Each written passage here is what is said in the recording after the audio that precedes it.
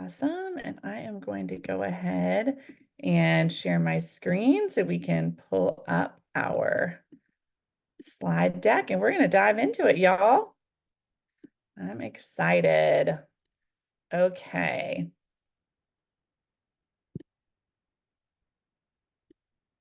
Let's get started. Thank you guys for joining me for our industry update market of the moment for March. And I am so excited. We've got so much good stuff to cover today. Coming back fresh from family reunion, oh my goodness, like there was just so much good stuff, so much like from the great speakers and all of that. And everything I'm going to be sharing today is direct from Gary Keller's vision speech and what our team of economic experts had to say about the market and what to expect. So we've got lots to cover. I'm not going over the entire presentation, of course, but I took some of the highlights that I think are super important and will make an impact for everybody. And that's what we're going to dig into today. Now, I always love to start these conversations with just a few thoughts to get everybody in a good mindset. And the first is that this is all about perspective, right? That's the power of understanding the industry at a high level, understanding the whole market and economy at a high level. It's because as agents, that gives us perspective. And of course, perspective gives you hope because you know what to expect and what to look forward to. And it also helps you with your strategy, right? How to pivot, how to work differently in any market, right? I heard Ben Kinney say this a year ago, and it has resonated with me ever since. So anytime I think about our market and the economy and everything that's going on, this is what always just, jumps off the page to me. The economy does not dictate your success. It dictates your strategy and how you communicate. And think about that every month. I just want to challenge every single person listening to this or watching the recording to think about, am I allowing, what I see on the news or shared on social media or conversations with people to dictate in my mind the level of success that I think I'm going to have or the amount of effort I choose to put in? Or am I going to let it dictate my strategy, how I show up differently to make it happen? Because in this market, just like any, there's people that are going to win big and there's people that won't. And some of it, just works out, but a lot of it is based on that strategy and the effort that we're putting in with the correct strategy. So my goal is to give you guys perspective so you can then give it to your clients. Remember, clients are often listening to anything and everything. They don't have the same level of clarity and information that you do. And so our mission is to help you become the local economist of choice. Because the more volatile the market is, which y'all know, Lord have mercy, right? It's an election year. There's lots of things going on. And so the more unpredictable or insecure things can feel, the more people are going to look to you. And we want you to feel confident that you can empower people. Okay, so we're going to use this data today to change your strategy where needed, pivot, or feel good about what you're doing. These are our magic numbers. I want you to think about any time, like you could literally any day go Google GDP, inflation, real estate appreciation, and unemployment. And if you know these numbers, it's going to be a really helpful tool that you can always kind of speak at a high level to what's going on. So our magic numbers is basically where we always want the economy to be. GDP, the goal is for it to be at 2%, inflation's 2%, real estate appreciation at 4%, and unemployment below 6%. If you are at those numbers, then everything is smooth and good. And it's when that gets out of whack that we experience different things. So we're going to start talking about GDP first. I kind of like to put it in order, like we'll touch on these things. Then we'll also talk about home sales. I have some things I want to share with you around new home buyers, the luxury market, and so on. But the first thing we're going to look at is the 2246, so GDP. And I'll just say this for anybody that's watching, if you are not, like super maybe this is your first time hearing an industry update, or you don't feel super confident in just the general economic terms and how it impacts our business, I'll be giving you guys some synopsises just to help throughout this. So what are we looking at? What are we looking at when we look at GDP? Basically, just think this is like the money and the money flow in our country. And we're looking to see if our economy is currently growing or contracting. Generally, GDP is the measurement of goods and services that a country consumes minus the difference between imports and exports. So like what's coming in versus what's going out, like expenses versus profit, if you will. And so one way to think of it. And remember, 2%. We want GDP to grow on an annual basis because that's how businesses improve, right? That's how homes are worth more at a healthy range. You know, we can pay employees more overtime. Natural inflation is always going to happen. And when it's naturally growing at about 2% growth, it's a really healthy place to be. So you can see right here on the annual GDP, in 2023, we finished out the year at 2.5%, which our goal is 2% growth in spending. So really only slightly above the goal. Remember, this also has a lot to do with like the cost of money and the value of money. It is important to know though, this is the average for the year. So you also do want to note, let's see if it shows it on the next slide. Yes. So quarterly for the year, the last 2 quarters of 2023, GDP was at 4.9 and 3.3%. So it did average out to like a relatively healthy 2.5. However, the end of the year, GDP numbers were high, and the first quarter of this year in 2024, we're on pace to be around 3. So high, slightly elevated, which means people are spending money. To give you some perspective, and ironically, it's so funny because you know, experts would say like if people would stop spending so much money and start saving more, it would actually help our economy, interestingly enough. But that's, you know, that's where we're at for that perspective. This shows you GDP growth versus home sales. So look down here, right? The yellow line is existing home sales growth. The GDP is the blue line. What you're basically seeing here is existing home sales growth. So if you notice, pretty much at any time, home sales growth, whenever that goes down, GDP typically goes down like following that thereafter. So it happened, whoops, hold on. It happened you'll see that in 2007, this went down, that went down. 2000, same thing, 2018, 2019, same thing. And so we've had, of course, a sharp drop in existing home sales growth. So we should see the GDP continue to fall as it already has in reciprocation. Economists are still split 50-50 on whether we will have a recession or not. The interesting thing they talked about at Family Reunion around this that I thought was interesting was that technically, even though you might not see this in the news or whatever, we've technically been in a real estate recession for the last year, right? But not an economic recession, not a full economy recession. And so there is talk that it could be, we've been in a real estate recession and now we could be looking into a full economic recession potentially, but the jury's split 50-50. We'll see how that goes. Nobody loves a recession, and there's split opinions. I think the interesting thing too is Gary Keller did say at Family Reunion, a good recession would set everyone up in this room for almost a decade of amazing, which is interesting. It's like nobody wants a recession. Recessions are not pleasant. And isn't that interesting that potentially what he's saying is a economic recession could end up kind of righting everything to where it needs to be to give us a decade of an absolutely incredible real estate market. So I suppose that's the silver lining that we can be thinking about. Okay, this is inflation annually. So as you can see, these are projections over here, but inflation currently is at 3.4%. That's when you include energy and food, 3.9 if you exclude energy and food. Think about inflation. This is affordability, right? Affordability, this is the perspective there. Remember, it's 2. 2 is the goal, 2% inflation. So high, we want to get that. That's been kind of the challenge is the Fed's been trying to do all sorts of things to get GDP to settle down and inflation to slow down. And it just really hasn't slowed down like they thought it would. So it's been kind of stuck right here, which is why we haven't seen things like interest rates let up and things like that.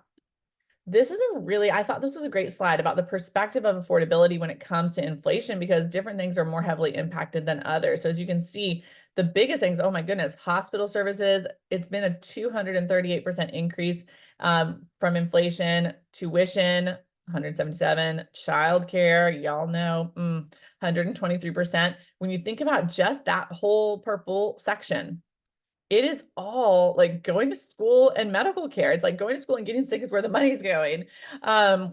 But it's super cheap if you want to buy a 7-foot TV, which didn't used to be the case, right? Different markets are getting impacted differently, and you see housing is right there in the middle. So of course, as you all know, we are feeling that in the housing world. And I do think that, you know, as this continues, what's interesting is prices are going up still just a little bit slower, right? Because inflation is a little bit slower. Some people in some markets raised their prices even though they didn't have to, because all the prices were going up. So they took advantage of that. They call that greedflation. But the thing is once prices get high, they tend to get sticky, and they don't typically, Gary Keller used the term, they go up like rockets and come down like feathers. So, and that really speaks to, for example, the conversation that we have with some clients of like, oh, I'm waiting for housing prices to drop.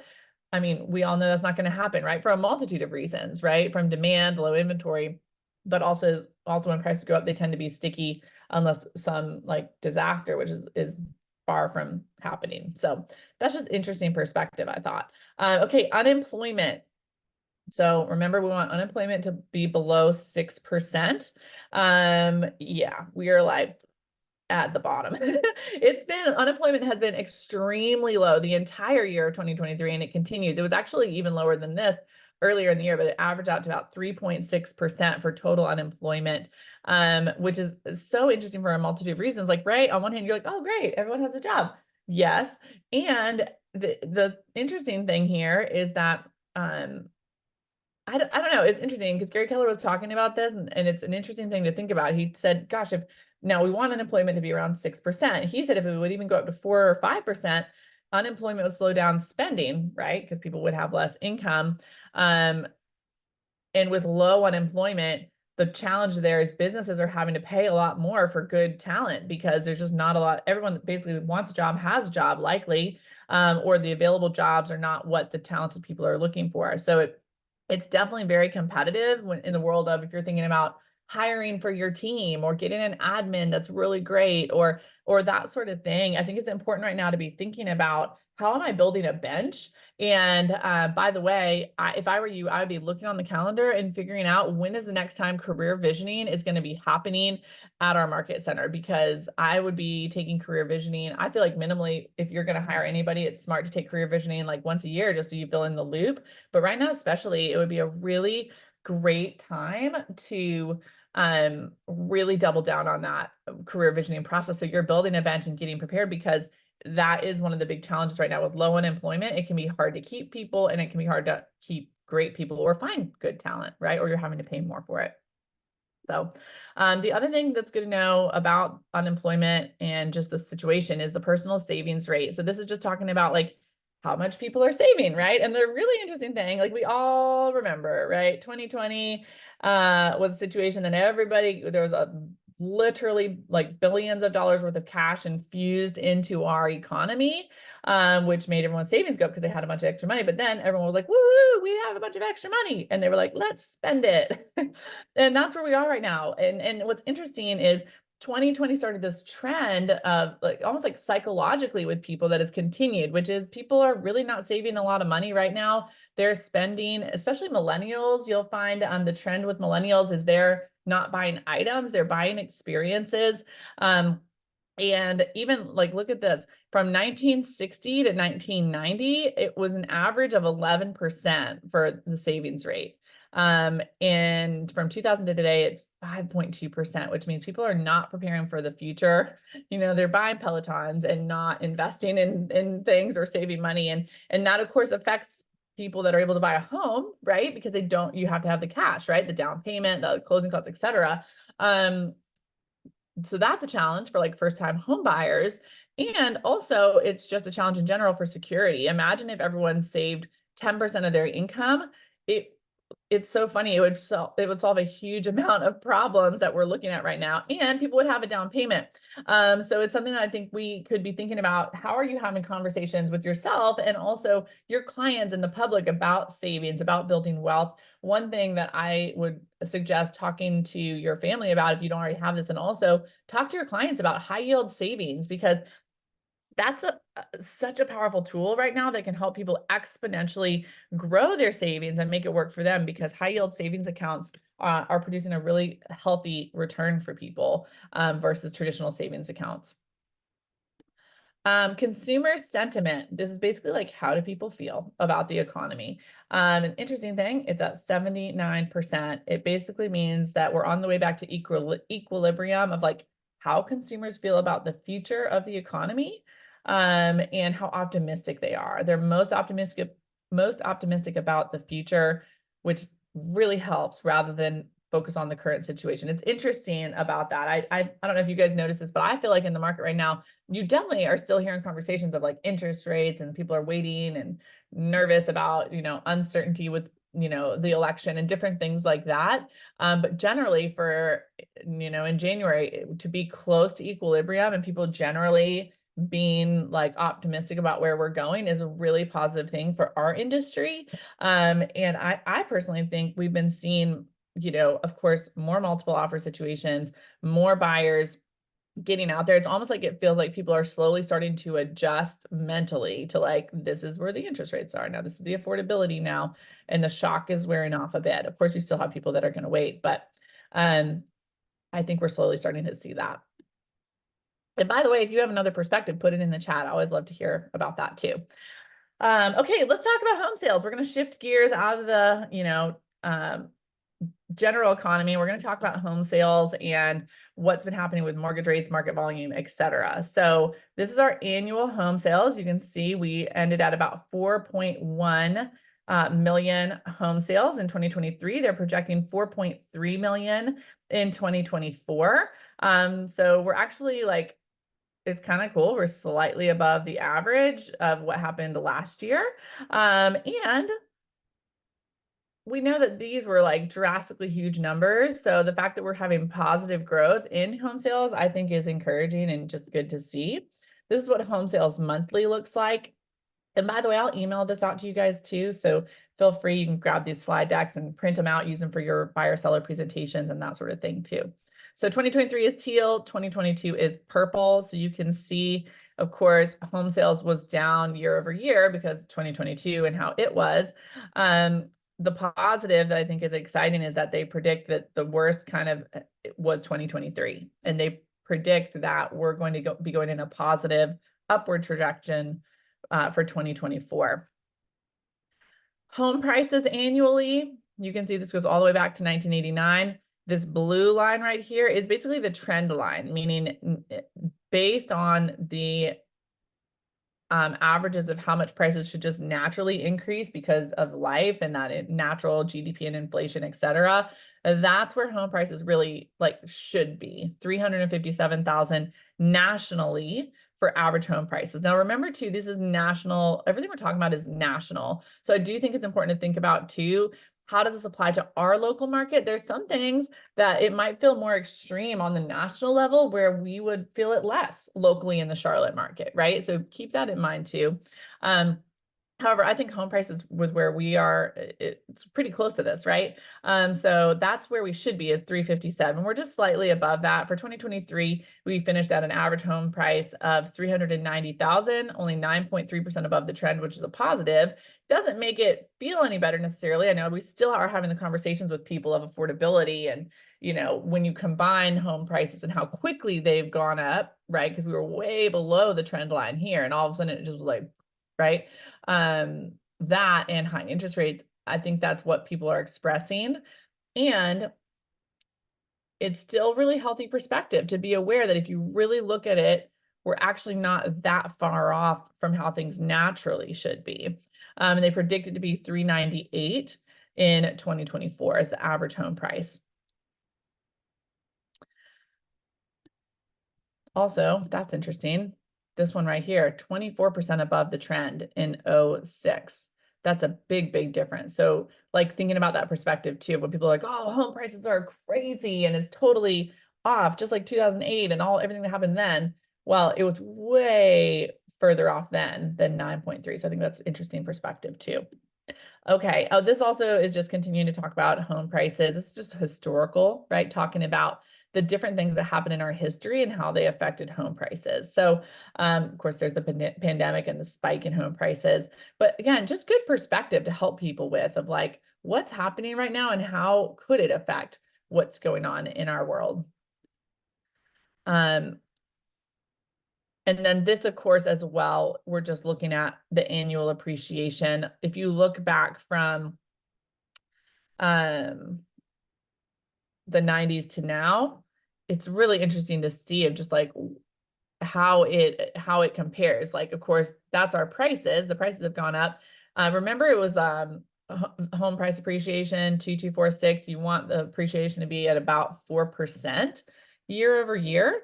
So of course we're way higher than that right here, which is just why we're getting that like whiplash effect. And I think it's just going to be a slower, more positive progression moving forward. I don't know about y'all, but I am just speaking peace and harmony over our market for the year 2024. Okay, total market volume. Let's talk about that market volume. So this is an interesting thing to look at. In 2023, our total market volume was 2 trillion in, so that's what these are in trillions. So 2 trillion in market volume. This curve here is your agent count, right? So as we all are aware, agent count has kind of gone way up. So it, had a big dip and now we're way high. And that the interesting thing about that is just to think about if there's more agents that are dividing that volume, right? That's something to think about. Interesting thing also is that 2023 is actually our third best volume year in the history of the industry. The third highest volume in the history of the industry just happened, and we're projecting that we're about to have the next highest volume in 2024, which means now 2024 will be the third highest volume year in industry history. That is awesome. To me, I am just like, oh, I hope that can be an encouragement. There is business to go around for everyone. And it's like the people that are willing to do the work, your opportunity is out there. So don't let yourself buy into the fear of like, there's no houses to sell, because technically there's more volume than ever before. Now, are there more agents? Yes, but that doesn't mean all those agents are skilled enough to get that business, and you are. So be thinking about that with your strategy of just like mindset and confidence that this is your opportunity to continue to take market share and, kick some booty. Speaking of volume, inventory. So the cool thing to look at here, you got your average appreciation through the years. Real demand is off the chart. The challenge is that the cost of money is so expensive that there are still a lot of people biding their time, right? I know we've all seen it. I'm sure all of y'all can think of conversations you've had recently with potential buyers and sellers that are still like, yeah, I'm gonna wait. Thanks so much, right? So I think we're still gonna have those people, and you still do have to be thinking about like, what are the reasons why someone would have to buy or sell right now? And who are those people? I do think one thing that's interesting is that I've seen an uptick in people that bought in 2020, 21, and 22 being ready to buy again right now, which typically we don't expect that, right? We think, okay, people on average stay in their home for 6 to 7 years. So that's a really interesting trend to think about with your database right now is who did you have that was a buyer, bought a house with you from 2020 to 2022? They could be ready to buy and sell again. And I think some of that is because that period, there were some people that bought like maybe not their ideal house, but just because it was such a competitive market, they took what they could get, right? I'll use an example. Josh has a client right now. They bought in 2021 with him.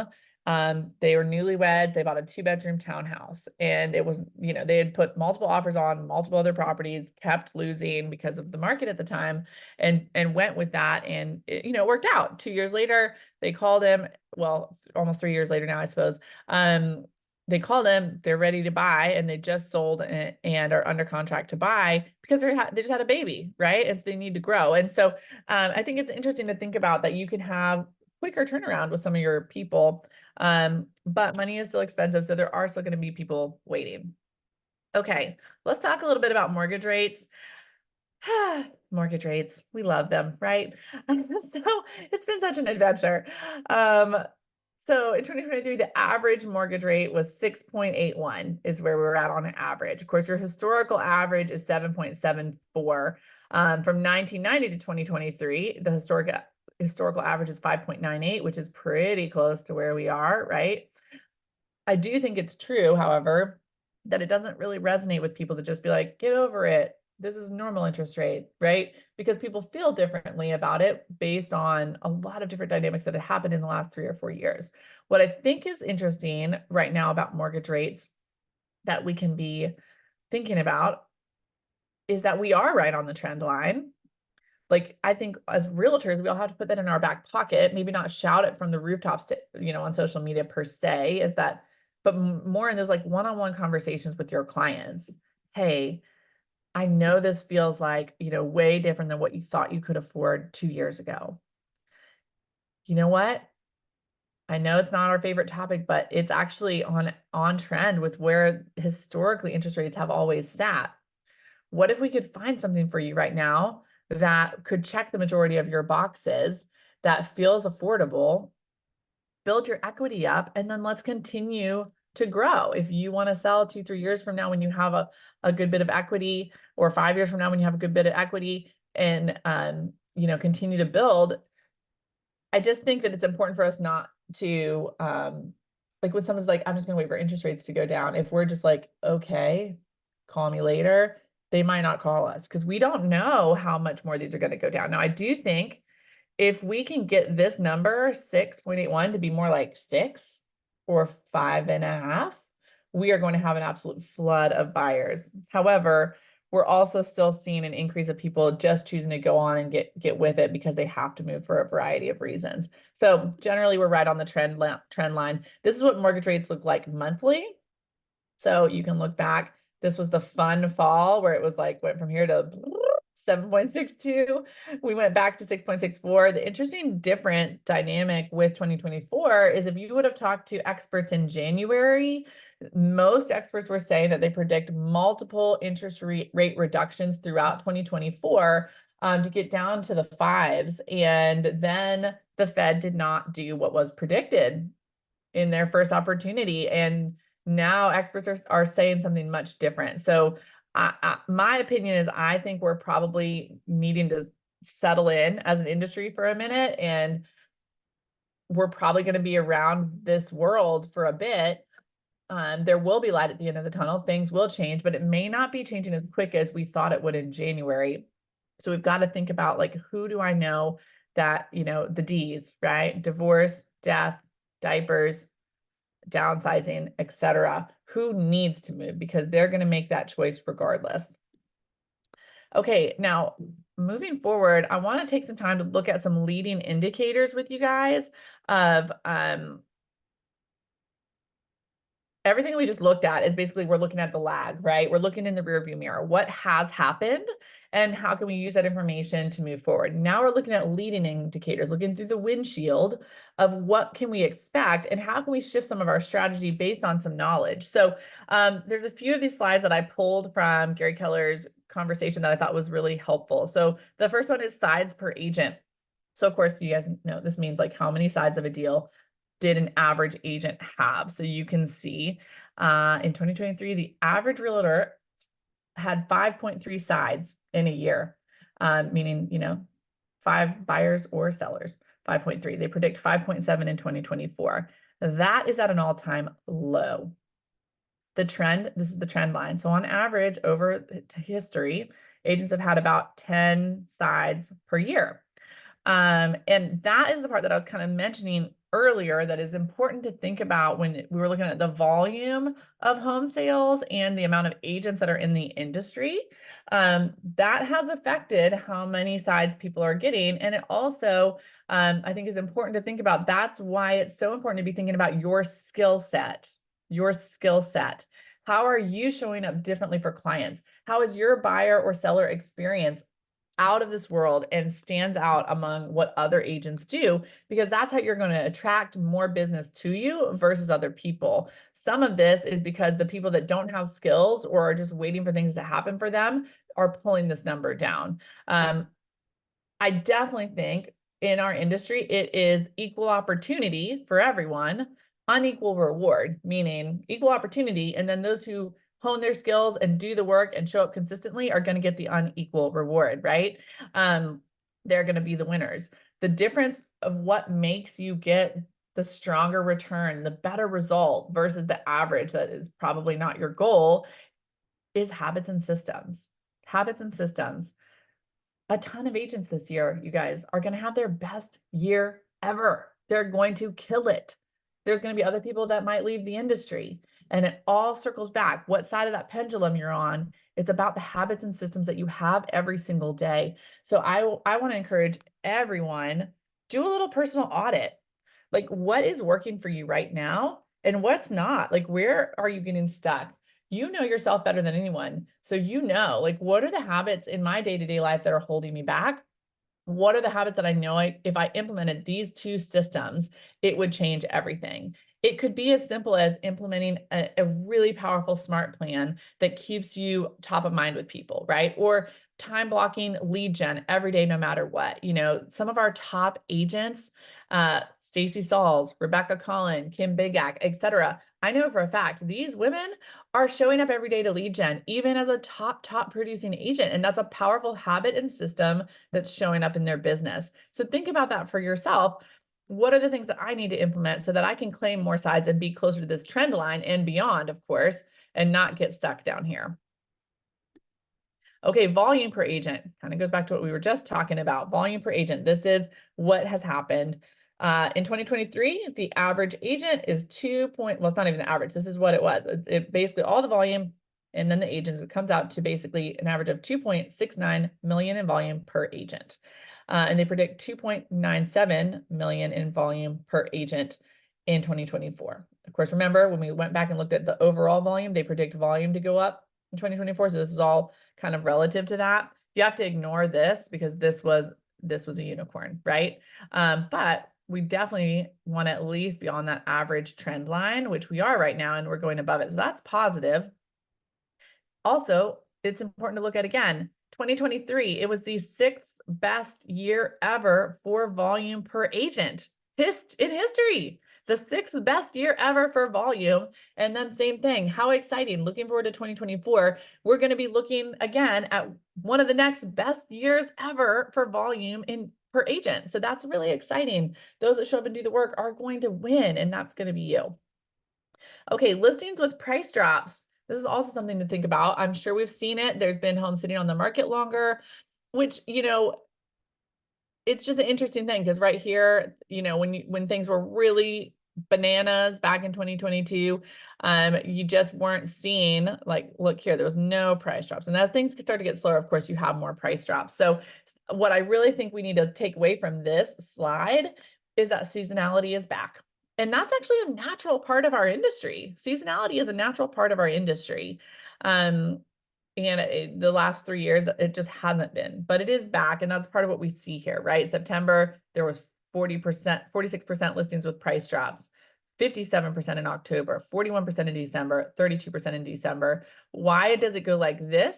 The interesting thing with seasonality is this is actually when you'll see the highest amount of seasonality with like price drops or a slower market. Typically, once you start to get to November and December, the reason there's less price drops is because a lot of homes are not on the market, right? A lot of people have said, oh, we're going to wait till after the holidays, this, that, and the other thing. So the homes that are on the market and the buyers that are looking, there's actually a little bit of a stronger demand for the homes that are on the market, especially with the inventory levels that we have versus here when there was still a different dynamic. So that's why you see that. But this is just seasonality. We're seeing it already tick back up of, you know, lower amounts of price drops, shorter time on the market for the spring. New listings, 2022, right here, 5.4 million in new listings, 4.8 million in new listings for 2023. Now, this is kind of what I was just talking about with the price drop thing. Look at these low months. So, right, so December, January, February, those low months where there's less listings, less new listings, that is where basically only the motivated people list, right? Like typically the holiday time right there, that winter time, that's when people are listing their house because they have to, because they're moving, they need to, they're relocating or, you know, other scenarios, right?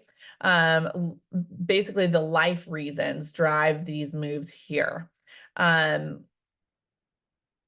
Versus here where that's why you're seeing that as a historical trend. So the interesting thing too, what I'm happy about is the experts say that we're really near the theoretical low point. So if you say, oh gosh, listings were quite a bit less in 2023 than they were in 2022, are we going to have more of the same? Experts are saying no, they believe that 2023 was probably the worst. We probably hit rock bottom. And this new year is probably going to be better. We're probably going to be on the upswing. So that's awesome, right?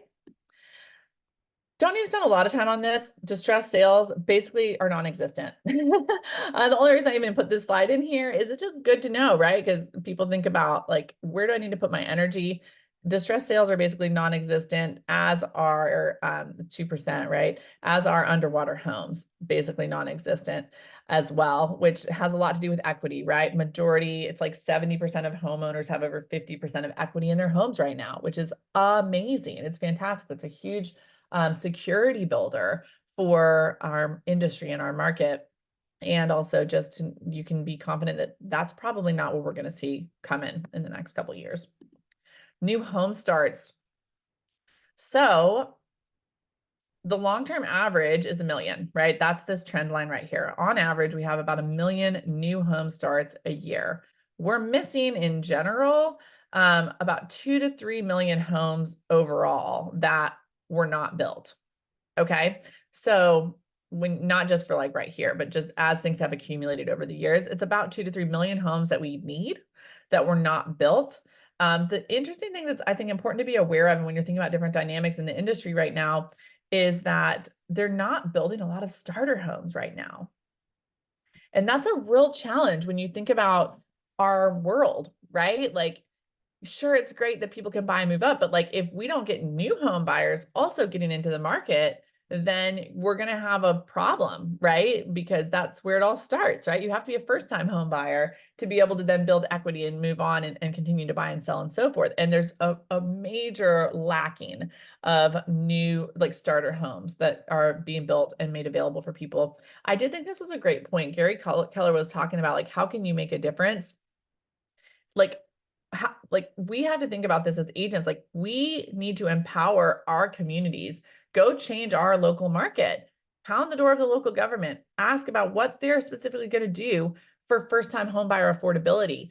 The way that we influence this is not necessarily on a national level. It's in our local backyard, how we can influence our local government to incentivize new home builds for that certain price point and cause more of that to happen locally. So of course, change is not always as simple as just saying that, but I want to encourage you to think about that. Like, in what ways are you involved in the community? In what ways are you participating and making your voice heard so that we can make an influence here and get more new home starts back to where they need to be?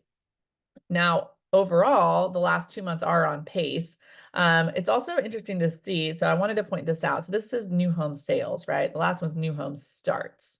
The reason that there's a comparison here is that, so new home starts, any homes that were built, it includes this million, right? Or almost to 1 million. This includes owner-built homes, custom homes, and rental homes that were built as new homes. So like people that are building homes, but they're never going to sell them, right? They're just rentals. New home sales, this is the number of homes that were built to be sold, right? So it's a lower number for sure. And I think that what we really saw in this world is there's incentives, of course. Big building companies were able to offer more incentives. We've all seen it, of like incentives to build with them and that sort of thing. The challenge is that the little guy, which affects this number, the little guy, like meaning this mom and pop that's like a local builder that's doing a couple houses here and there or whatever, or something smaller, they got stuck because they weren't able to offer those same types of incentives. So that's just an interesting dynamic that I thought was made me go, and how can we continue to influence our local communities? Okay, now we're talking about first-time home buyers and new home starts. We have to talk about student loan debt because that is one of the biggest challenges right now. When you think about why are the age for first-time home buyers is drastically older than it used to be. It's like 35 for a first-time home buyer now versus how the number used to be. And student loan debt is one of the biggest dilemmas. It's just not getting better. And interestingly, the yellow is the same size here. So let's look at household debt. It's equally as high. So what this is basically telling us is that rates got cheaper, right? People could afford way more house, interest rates were low, right? That's the purple, mortgage debt versus consumer debt, right? So look at this. Mortgage debt super low. Consumer debt is the higher part because even though they had lower rates here and could have more money and afford more house, they did not slow down their spending. And as things have gotten, inflation has gone up and spending has gotten, like things are more expensive, people have not slowed down their spending. And that is a challenge for the entire economy and for our world, right? I think it's a great point too. Again, it's so important to educate ourselves and others. Like, how do we empower ourselves and our households in this way and others? In particular, the class Quantum Leap is an amazing class to go to, like for yourself and for anybody in your world. Because, you know, Quantum Leap, when we have that class, it's not just for agents, like anybody can come to it. And there's even, you know, of course, Quantum Leap for young adults as well. But it's an amazing tool to help people with that mindset to propel themselves towards the life that they want rather than being stuck here. Because this right here is going to be like chains between the student loan debt here and the other debt here. It's like chains holding people down. So we've got to think about, how do we empower things? We've got to help think about, like, how do you do more things that don't cost money, right? Like, could you go to the park instead of, I don't know, going shopping, right? And helping people think about putting more money into assets that can reward them over their lifetime. Because over time, the cost of things are going to go up, right? No matter what. That's natural inflation. Healthy inflation is going to go up by 2%. Real estate goes up naturally. Those foundational truths don't change. And what's really exciting to think about is when you can help people here, when they, you or them, buy a good piece of real estate, it becomes the foundation for a long-term lifestyle and living. And that just makes me think about, again, when you think about, we'll come back to that second, the fact that there's $30 trillion out there in home equity right now. It is, I know I've been saying this for the past couple of months, but it continues. This is such a prime time to be talking to people about, I want to help you build your wealth. How can we invest right now? Holding real estate investor seminars to invite your database to, so people can learn from a lender that knows investment lending or knows how, like, can speak at a really high level to how they can use their equity to grow their wealth.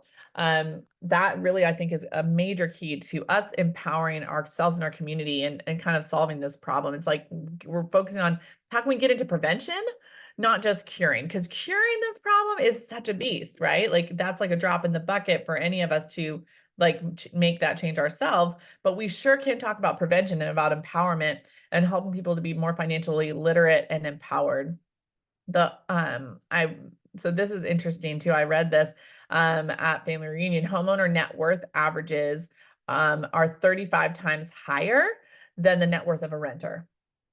So again, thinking about, how are you empowering your clients to think like that? I have a friend actually who just the other month she's you know, my age, she's about to turn 40, and she is single and is renting and has never found the value in owning a home, because she's like, oh, I don't want to mow the lawn, or it's too much work, and this is just so much more convenient. And now we've been having some conversations around, like, yeah, but like long term, what is your money doing for you, right? I mean, that's a common concept for us as realtors, but it's an important conversation that a lot of people that are not realtors, they don't have the same awareness that you do, even if you think that they do, right? So help people lock in their shelter costs, because it's always going to get more expensive to have a place to live. And that's an opportunity for people. I also did want to say, before we move on to luxury, the other thing that they shared that I thought was cool and just good to know is that right now, single women are buying homes at the highest rate ever. Isn't that interesting? So who do you know that's a single lady? Could be a great conversation to have right now of, like, have I talked to them lately about buying, selling, investing, et cetera? Because they are buying homes at the highest rate ever. Okay, let's spend a little bit of time talking about luxury, and then we'll talk about NAR stats and wrap this thing up. So these are kind of like the 4 buckets that we'll focus on: the world's wealthy, allocation of financial investments, days on market, and listings with price drops, and how that all looks in the luxury market specifically. Okay, so first thing to see here, you go down to 2022, 7.4 million high net worth individuals live in America. That is a massive amount of that population and that amount of dollars that are right here. And by the way, high net worth individual means somebody that has over $1 million, excluding equity in their home. Okay. So not counting their home value. So that's exciting, right? There, it's slightly down from 2021, but it continues to be very healthy. And there's just so much opportunity. And it's such good perspective to think about. Like, even in the stress and chaos or craziness that we feel like we see sometimes in our country, or the things that you don't love or different things, we're still in the country with the most opportunity to build wealth and create a new life for your family, new opportunity more than anywhere else. So that's exciting to see. How do high net worth individuals allocate their financial investments? You can see real estate is a huge thing. It continues to be a huge thing. Cash, I think this is interesting because, of course, there was way less energy going into cash during 2021, 22, or 2020 and 2021. But they've actually, cash has not been so scary as of recent. So real estate, of course, is definitely something that they are focusing on to build wealth. So of course, that's a smart conversation to be having. Luxury days on market is going to look different, right? This is an important awareness. If you are wanting to build a luxury business, or you have a luxury business, think about, where does my business fall in this? So luxury days on market is blue. The teal is non-luxury. It's 79 days on market right now. On average, compared to 53 in non-luxury. I know it looks like 93 and 83 right now, but that was December. So as of currently in 2024, 79 days on market compared to 53. So good to be prepared for as you're thinking about marketing a luxury property or helping. I think one of the most important things is to help your clients know what to expect, right? And if they know that they can expect for their house to take a little bit longer to sell, although not insanely long, that's going to super empower them and empower you. And same thing, luxury listings with price drops. It's like the same that we saw in the non-luxury market, but just in a different scale, right? They had less price drops, like a smaller percentage. Remember, it was like 43% right here for the non-luxury market, 21 and 23% for the luxury market, and then going down. So that's good news that, they do take a little bit longer to move, but we're seeing that positive direction as well. So that's pretty much it for the luxury market. Not a ton to see there, not a massive amount of change. But I did want to make sure you had that information. Okay, let's talk about some NAR stats that can hopefully empower you. And this is the last thing we'll focus on today. But hopefully this can really empower you with how you're working, what your messaging and marketing looks like, etc. So this is NAR stats for first-time home buyers. So kind of like what we talked about a minute ago, right? With student loan debt and consumer debt, and then starter homes aren't being built and those sorts of things. First-time home buyers is at an all-time low again. So that number has not been lovely. It's not been a friendly market for first-time home buyers at 32%. And there's a bunch of millennials that cannot afford to buy a house. And isn't it interesting? Like, we say the word millennials and we're like, oh, we think those are like 20-year-olds, but millennials are like in their 30s and early 40s, right? And that's still where we're finding first-time home buyers to land in the late 30s, like 35, 36. Which is totally different. And actually, I should correct myself. It's 35, 36, but the official technical average first-time home buyer is 36 years old. Now, that's 2 times older than the first-time home buyer has been historically. So think about that, because who is in your world that, if you're a millennial, let's say, maybe you're in the 36-year age range, who do you know that doesn't own a home? Because you need to be talking to them right now, because this is their opportunity to set themselves up for success and get in the game. Think we've been in the mode for a bit, like, it's like the habits need to change to help these people, right? We've been in that mode of spending, and cost of money was low and all the things, and it's like people who should be buying have different buying habits. And so we've got to empower people with that. So what is your messaging going to look like when you're having conversations with people in the millennial category to help empower them and move forward? So that's something I think is super important to be thinking about. Also, I wanted to point this out because I thought this was really thought-provoking. And there's a couple other slides we'll talk about in the coming months, but today I wanted to focus on the buyers. How do buyers find their realtor? How do buyers find their agent? This really should be a blueprint to guide conversations with potential buyers, to be aware of this. I really thought this was really interesting and also very empowering.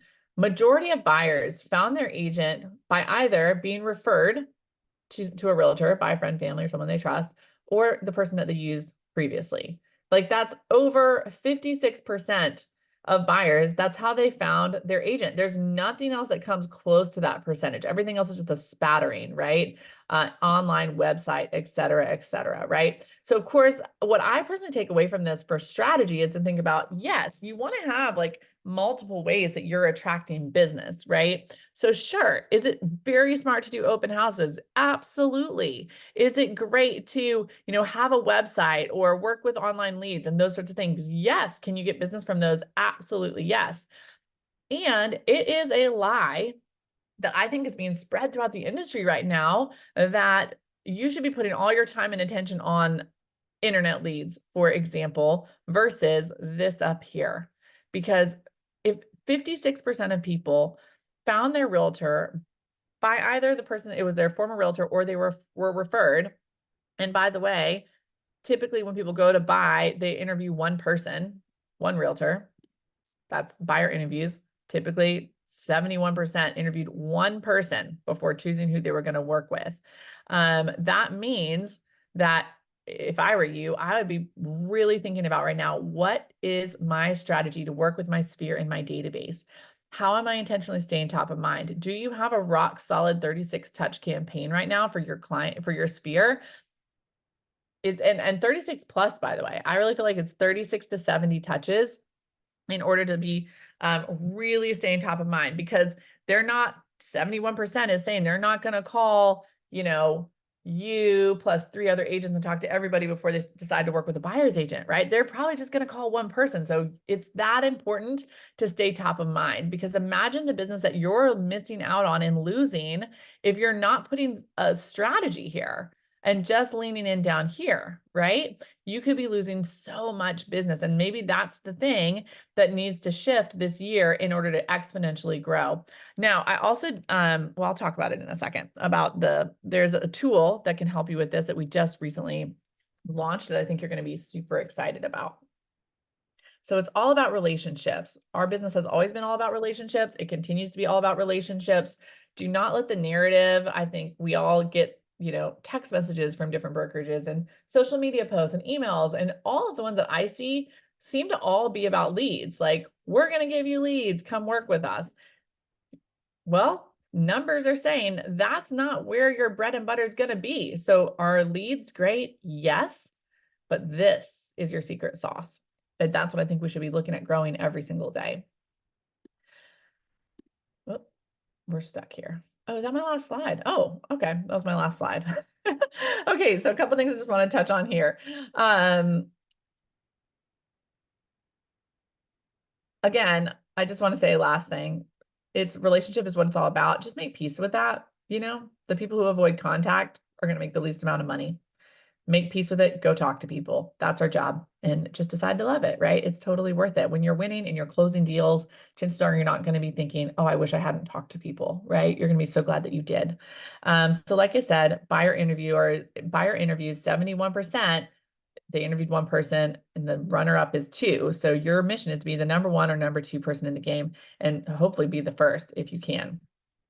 The things that I think we need to be communicating, there's 3 things I want to talk about, and then we're going to be done, is first of all, are you communicating with your buyers and sellers the fact that the US has hit over $27 trillion in equity in the real estate world, and how can you empower your people to use that equity to their advantage and leverage it? Number 1. Number 2 is millennials, like we just talked about. By the way, if you're not sure, a millennial is born between 1981 and 1996. So 1981 to 1996, we're all grown now, right? I'm a millennial. Everybody after 96 is Gen Z. They're the millennials are the largest generation since the baby boomers. Wow. And also they're not even first-time home buyers yet, majority of them. Holy smokes, right? In the next 5 years, all millennials will be in the 32 plus age range, and it will be likely that is a huge time for home purchasing, because yes, they're hitting their peak earning years. There's going to be a huge transfer of wealth. And so I think it's just something to be really thinking about and leaning into more and more and more. How am I connecting with that particular demographic for right now business and for down the road business.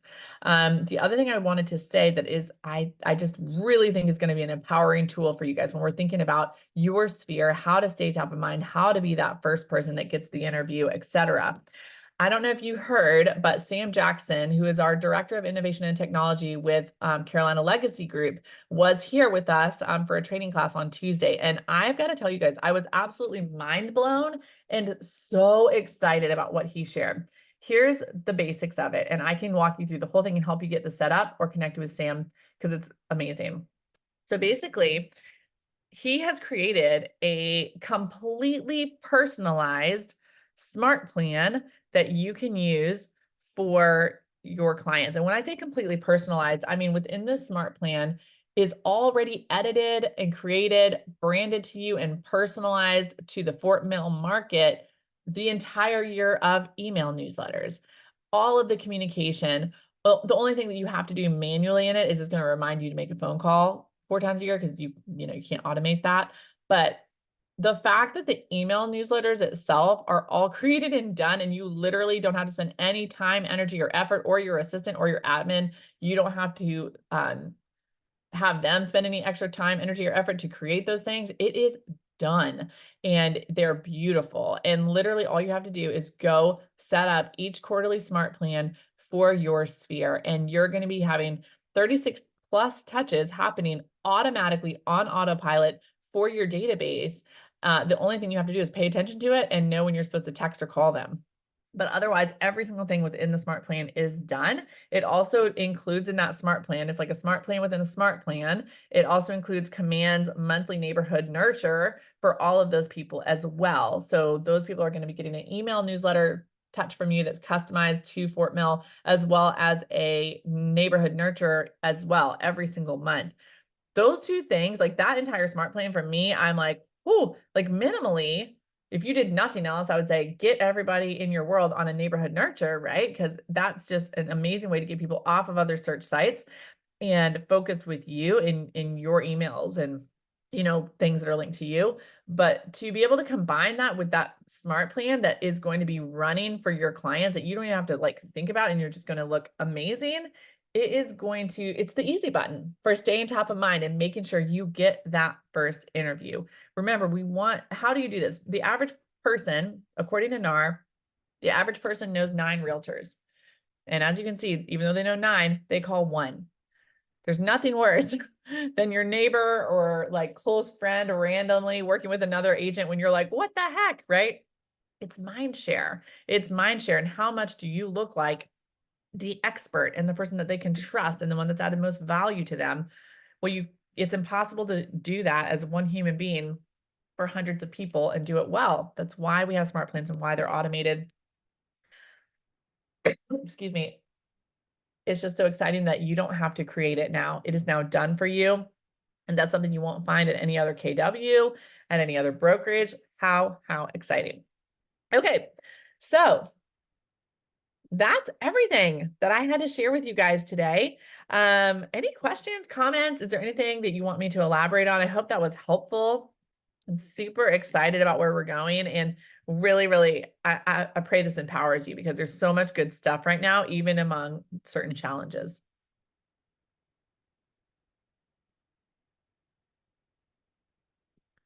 Awesome. Well, you guys are awesome. Thank you for being on. I'll be sending the recording out as well. You're welcome, April. I'm so glad you could be on. I hope it was helpful.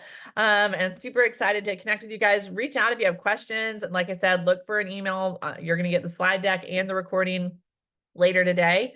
And get excited, y'all. Q1, we're wrapping it up this month. And remember, everything you're doing today in your business is what's going to show up 90 days from now. So getting that smart plan in place, getting those systems and habits in place, the consistent communication and touches to convert more business. That's what it's all about right now so that you can have a powerful summer. So be mindful of that and just have that faith. The process works. Keep watering the seeds and let the process do its job. So I'm excited to be in business with you guys, and I'll see you later. Bye.